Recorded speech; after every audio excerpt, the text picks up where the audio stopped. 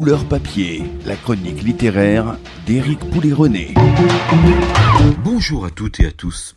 L'un des livres les plus attachants de cette rentrée, on le doit à Lola Semonin, plus connue derrière son personnage mythique de la Madeleine Proust, qu'elle a créé et incarné sur scène depuis 1982. Un personnage franc-comtois, avec un accent à couper au couteau, un patois à une culture arrachée à la terre, mais avant tout celui d'une belle âme pieuse, sensible, courageuse et terriblement attendrissante. Après la scène, Lola Semonin a fait une saga autour de son personnage de fiction. Dans ce troisième tome, La Madeleine Proust, une vie sous la botte, 1940-1941. La jeune Madeleine, âgée de 15 ans et demi, quitte ses vaches, sa famille, sa condition, pour aller travailler, faire la bonne chez les bourgeois à Paris, sous l'occupation allemande.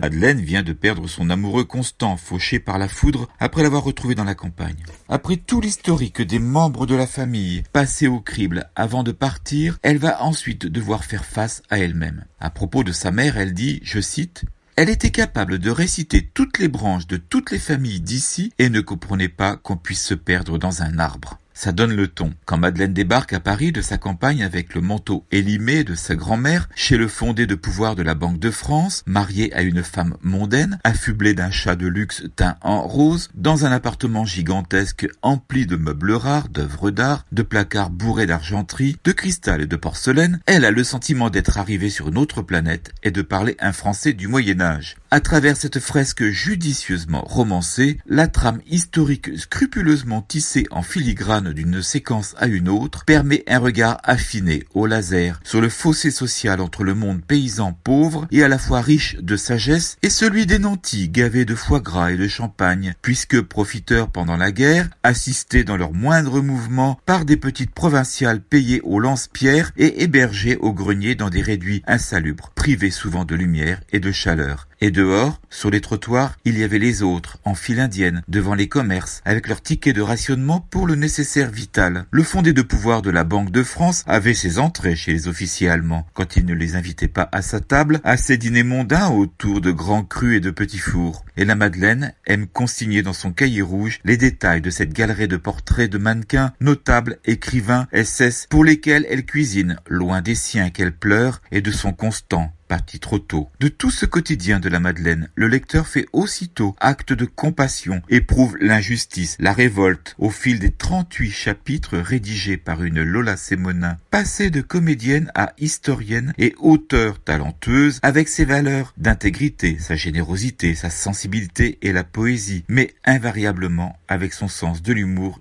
inimitable et conservé. Un livre qui ne demande qu'à être adapté, mis en scène ou sur écran. La matière est une mine saisissante de détails introuvables dans les manuels scolaires sur cette époque de contraste et de barbarie. Et qui n'a pas en tête les fameuses répliques de la Madeleine ? Avant, on n'avait rien, mais on faisait avec. Ou alors, quand on voit ce qu'on voit et qu'on sait ce qu'on sait, on a bien raison de penser ce qu'on pense et puis de ne rien dire. À celles et ceux qui ne connaissent pas encore le personnage de la Madeleine Proust sur scène par Lola Semonin, je vous invite à regarder ses DVD. La Madeleine Proust, une vie sous la botte 1940-1941, tome 3 de cette saga est publié aux éditions des Presses de la Cité. Il ne me reste plus qu'à vous souhaiter une très bonne semaine et à très bientôt.